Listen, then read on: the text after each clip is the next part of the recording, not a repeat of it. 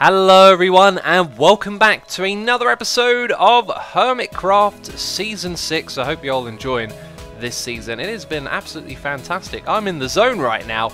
However, that is the second time I've recorded the intro today.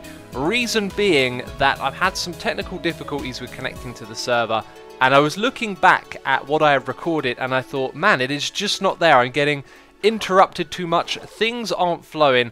And, you know, when you make an episode, you're sort of not just playing Minecraft and chatting, you're thinking about how people are going to watch it. So I was like, man, I've got to start over again. And if you saw the episode, the last episode, the end of it, we had filled up a few of these chests with kelp. Well, the good news is, as you can see right here, goodness me, we have filled up almost the entire thing. So just a couple of rows in the last two chests to go. So I had an AFK session and then eventually I turned the machine off. You will also notice that I have dug away this space here, which got me thinking I really need a beacon to do some instant mining, because it took a little bit of time to clear this out and place in the leaves. But essentially what's going to happen now is the flying machine is going to ping over the kelp and it's going to fall down into this space, rise back up again, and this wall will essentially push it over into this space here. In other words, it's going to be slightly more efficient.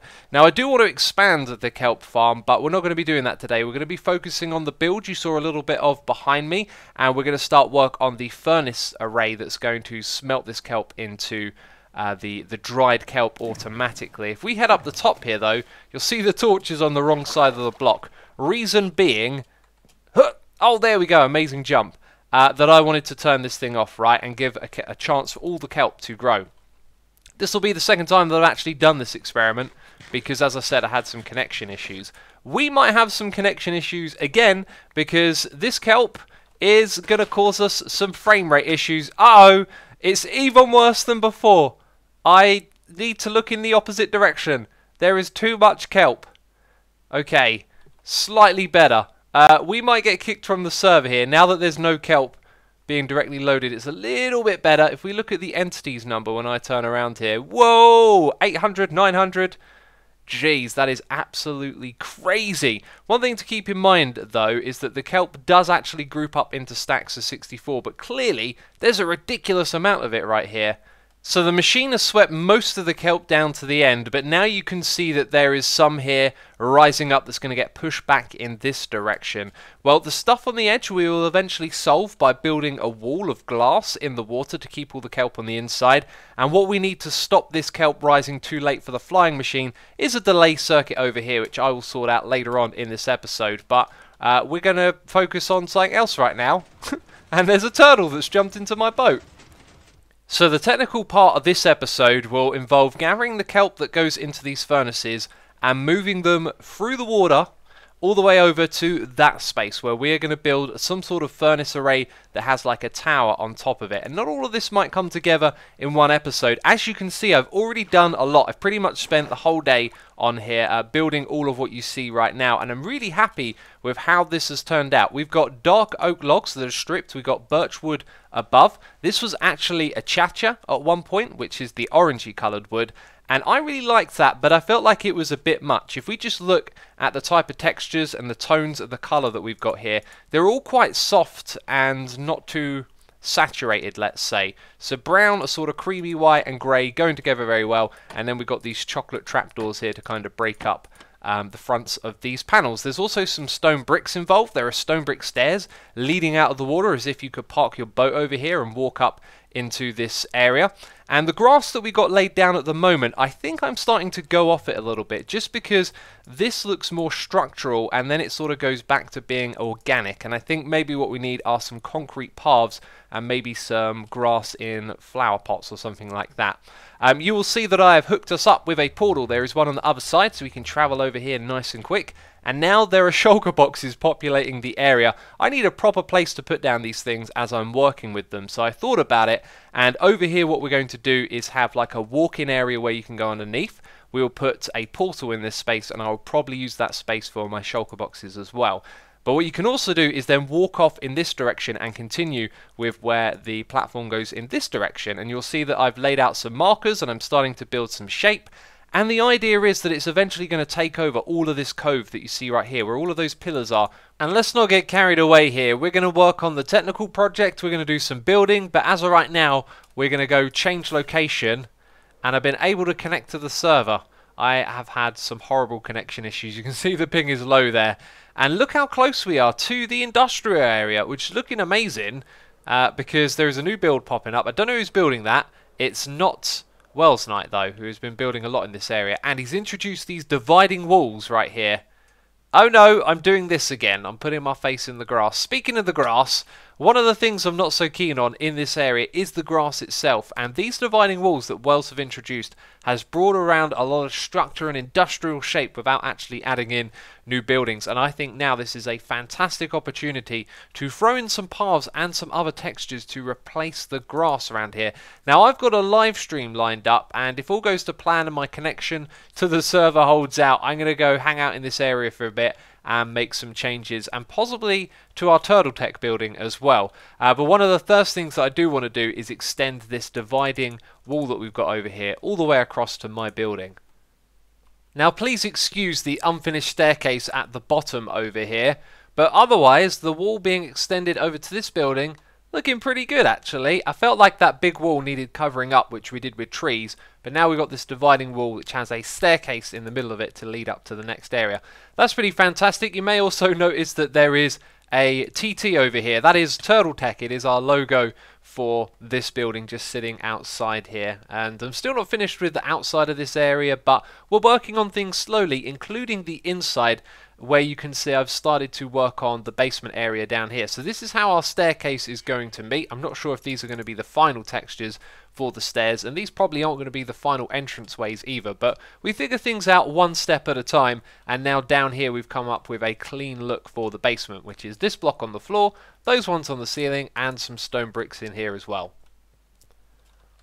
And heading back up our rickety staircase and jumping over the hole in the ground, we can now head back to this area and look at the space between Wells's building and these dividing walls. I have placed down a whole bunch of randomized blocks. I think if anything this might suffer from too many blocks, but there are some really good ideas in here, like waterlogged slabs and waterlogged stairs. We've got some occasional path blocks and a whole mixture of things to randomize the area, including some buttons as well. And I think it just needs refining a little bit, and the best textures need picking out. Over the back here it turns to dirt, and I think this looks really cool as well.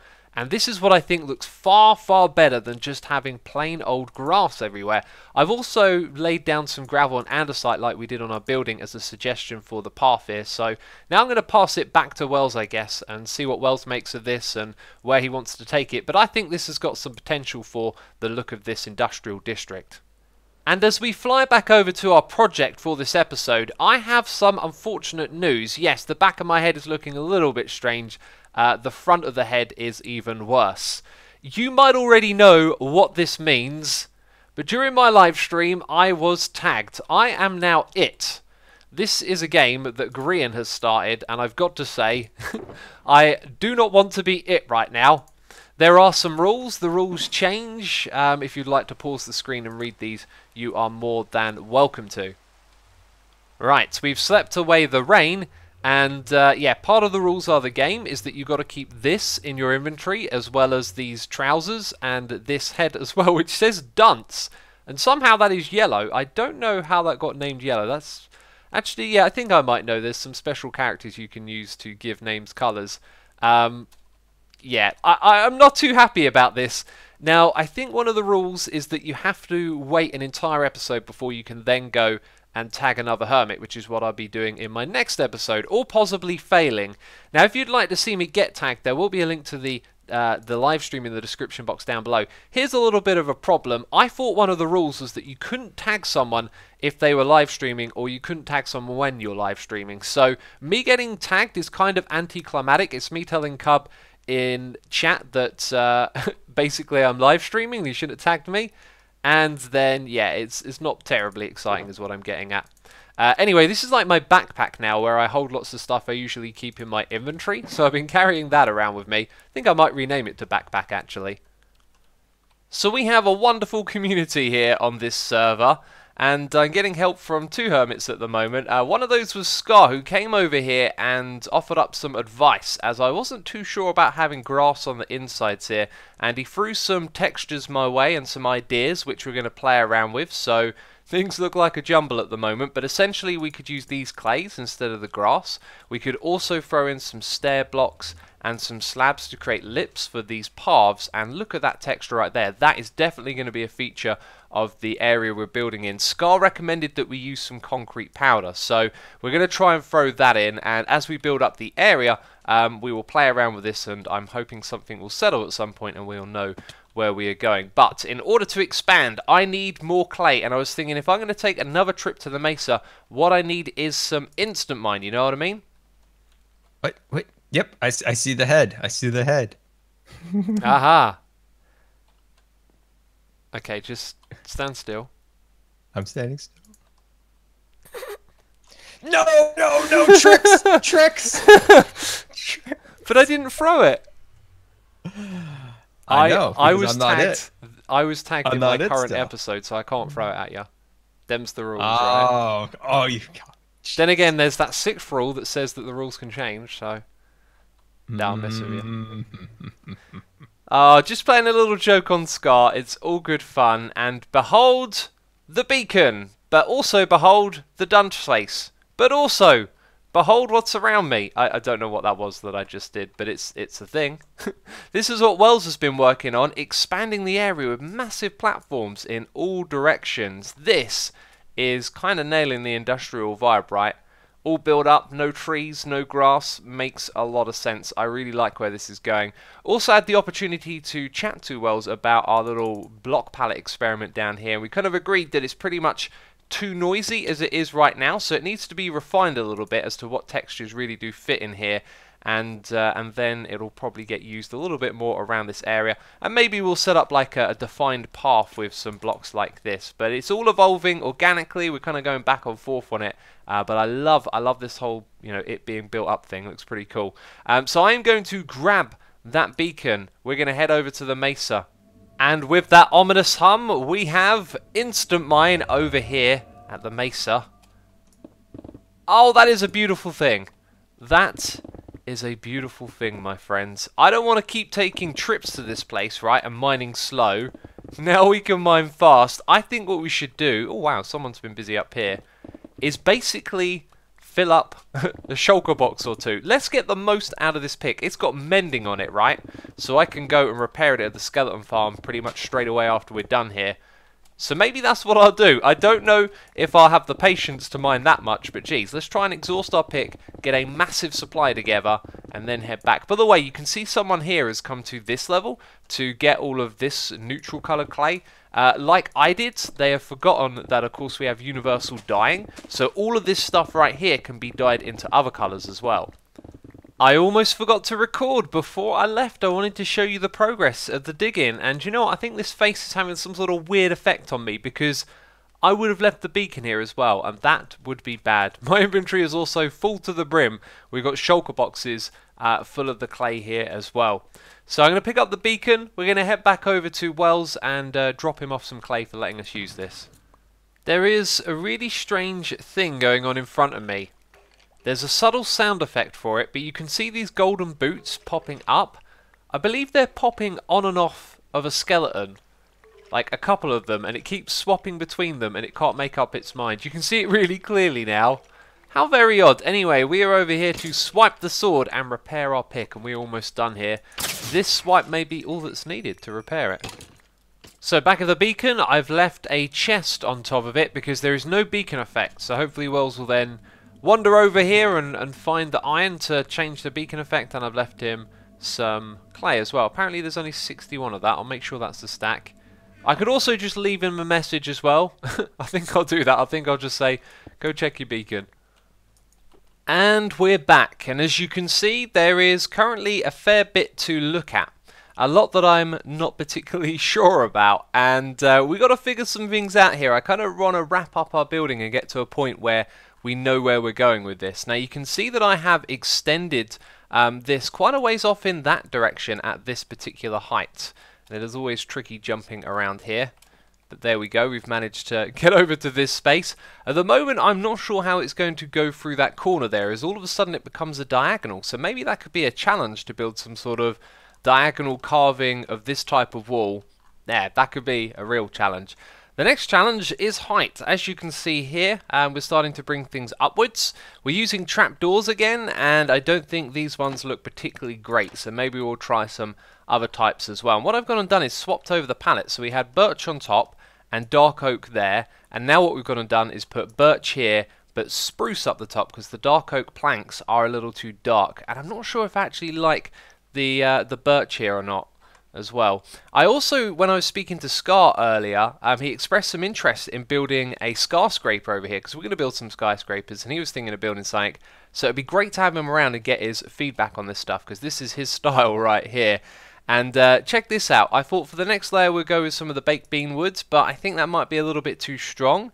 And maybe just leaving it not stripped could be really cool as well. Now what we're looking at here is the bit that I kind of want to get wrapped up. I want this thing to stretch out to the other side where people are going to see it when they're walking across the modern district. So this thing is probably going to have a panel or two furthermore stretching in this direction, and we will flatten the land at the top.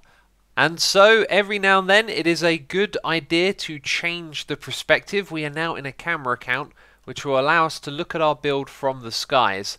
And flying around, I realised that I should do this myself anyway, not just for you guys, because I've spotted some problems with the build.